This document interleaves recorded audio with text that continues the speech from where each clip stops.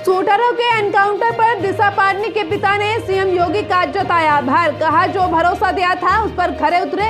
अभिनेत्री दिशा पाटनी के पिता सेवानिवृत्त डिप्टी एसपी जगदीश पाटनी ने बुधवार को मुख्यमंत्री योगी आदित्यनाथ से कॉल पर बात कर उनका आभार जताया। उन्होंने कहा है कि इतने कम समय में पुलिस ने हमलावरों के खिलाफ जिस तरह से कार्रवाई की है उसने प्रदेश में भय मुक्त समाज की परिकल्पना को साबित किया है।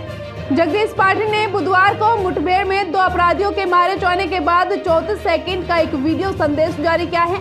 पाटनी ने कहा कि मुख्यमंत्री ने उनके घर पर फायरिंग के बाद उसने वार्ता पर अधिकारियों के खिलाफ सख्त कार्रवाई और पूरे परिवार की सुरक्षा का आश्वासन दिया था। उन्होंने कहा है कि जिस तरह से मुख्यमंत्री ने उनको भरोसा दिया था उस पर वह खरे उतरे। योगी आदित्यनाथ के नेतृत्व में प्रदेश की पुलिस अपराध मुक्त प्रदेश और मुक्त समाज की परिकल्पना को साबित कर रही है। इसके लिए उन्होंने मुख्यमंत्री और यूपी पुलिस का आभार जताया। बरेली में अभिनेत्री दिशा पाटनी के घर में फायरिंग के मामले में यूपी एसटीएफ और दिल्ली स्पेशल सेल ने बुधवार शाम को टरोनिका सिटी में मुठभेड़ में 2 बदमाशों को ढेर कर दिया। दोनों बदमाश गोल्डी बरार और रोहित गोदारा गिरोह के सक्रिय सदस्य थे। दोनों बदमाशों पर 1-1 लाख रुपए का इनाम घोषित था। पुलिस की बदमाशों से मुठभेड़ के दौरान बदमाशों के पैर में गोली लगी, जिसके बाद पुलिस ने उनको अस्पताल में भर्ती कराया, जहां इलाज के दौरान उनकी मृत्यु हो गई। मुठभेड़ में 4 पुलिसकर्मी भी घायल हैं, उन्हें अस्पताल में भर्ती कराया गया है। देखिए खास रिपोर्ट। क्या पूरा मामला, क्या पूरी वारदात थी?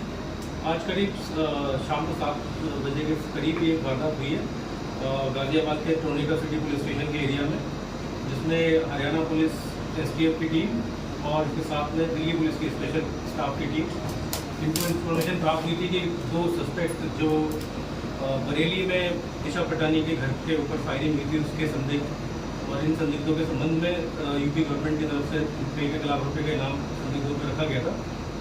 इन लोगों के सोनीपत से संबंध होने की सूचना आई थी, तो इसके आधार पर लोकल इलाके में सर्च चल रही थी और इन संदिग्ध व्यक्तियों को दोनों को लोकेट किया गया गाजियाबाद में। और गाजियाबाद में लोकेट करने के बाद में जब इनको रोकने का प्रयास किया गया तो उन्होंने पुलिस टीम्स को चैलेंज करके उनके ऊपर फायरिंग करनी स्टार्ट करी।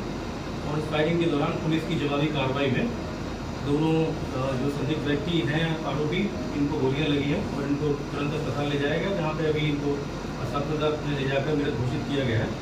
इस कार्रवाई में हरियाणा पुलिस की जो टीम थी उसकी सरकारी गाड़ी पे भी कुछ फायर लगे हैं आरोपियों की तरफ से, और इसके अलावा दिल्ली पुलिस के मुलाजिम को बाजू में गोली लगी है, जिसका उपचार अभी कराया जा रहा है। सर, इन्होंने किसी आवास पे दिशा पाटनी की आवास पे फायरिंग की थी? इस बात की ये दोनों इसी चीज़ के सस्पेक्ट हैं। इसमें से एक जो आरोपी है जिसका नाम रविंदर है, उसके खिलाफ हरियाणा में 6 मुकदमे पहले से हैं, जिनमें से एक उल्लेखित मुकदमा जो है मुख्य तौर पर जो अपने दिसंबर 2024 में रवि जासी नाम का एक बदमाश था जिसको पुलिस की कस्टडी से भगाने का प्रयास हुआ था और उस प्रयास के दौरान रवि जासी की पुलिस की कार्रवाई में मौत हुई थी।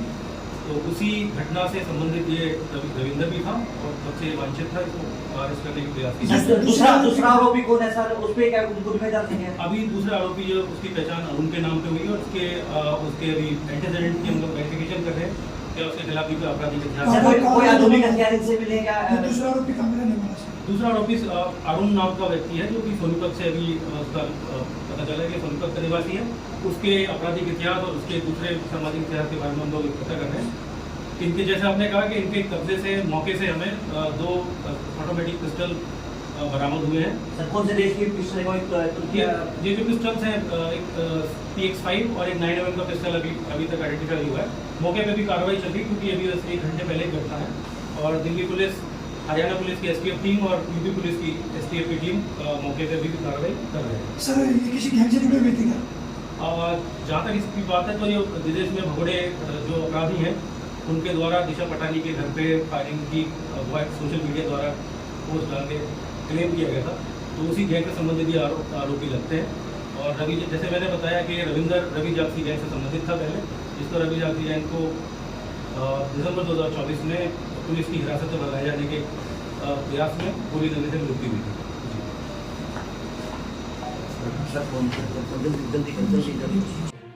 माननीय मुख्यमंत्री उत्तर प्रदेश योगी आदित्यनाथ जी का आभार व्यक्त करता हूँ, उनको धन्यवाद देता हूँ कि उन्होंने मुझे तथा मेरे परिवार को अभयदान देकर हमें कृतज्ञ किया है।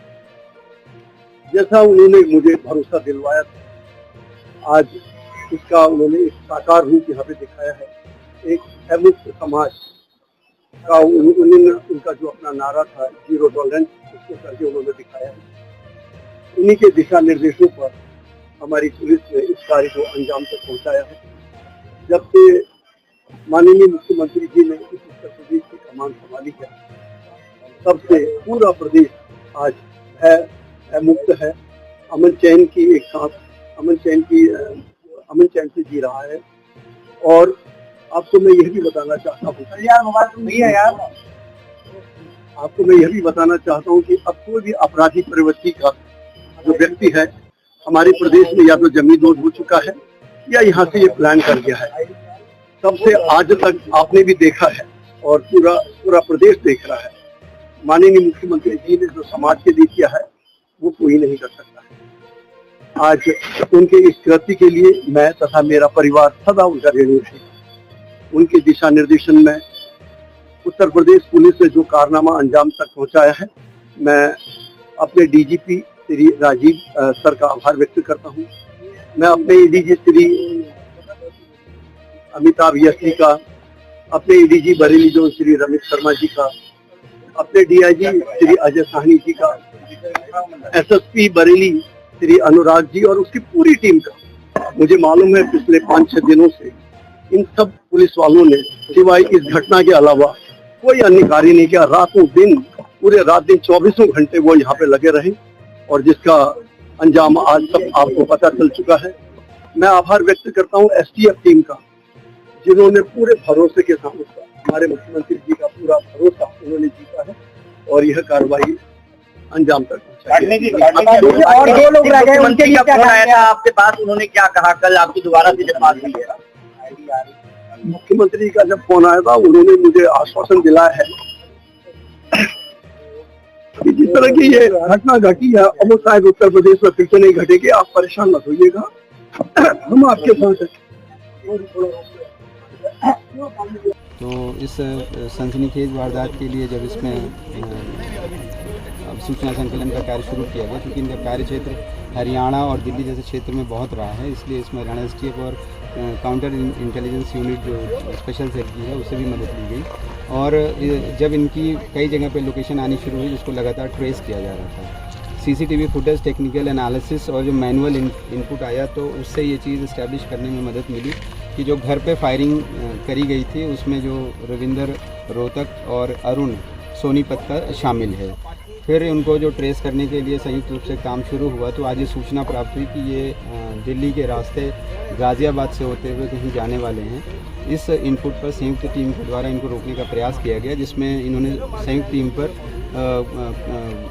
फायरिंग शुरू कर दी। इनके पास जिकाना और ग्लॉक जैसे ऑटोमेटेड वेपन मिले हैं, जिससे पुलिस की टीम पे काफ़ी इन्होंने फायरिंग करी। आत्मरक्षा जब कंट्रोल तरीके से पुलिस ने इनका जवाब दिया, तो जिसमें दोनों बदमाशे घायल हुए, जिनको अस्पताल उपचार के लिए ले जाया गया, जहां इनको मृत घोषित कर दिया गया। सर पुलिसकर्मी भी कोई घायल हुआ है?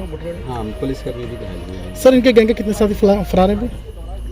कितने लोग फरार हैं अभी?